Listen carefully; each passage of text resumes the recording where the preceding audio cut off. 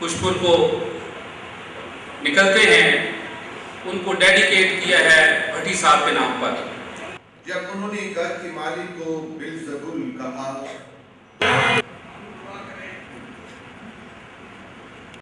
ताकि जो उन्होंने वादे किए हैं कि आसमानी बाप के लिए पेश कर देती है।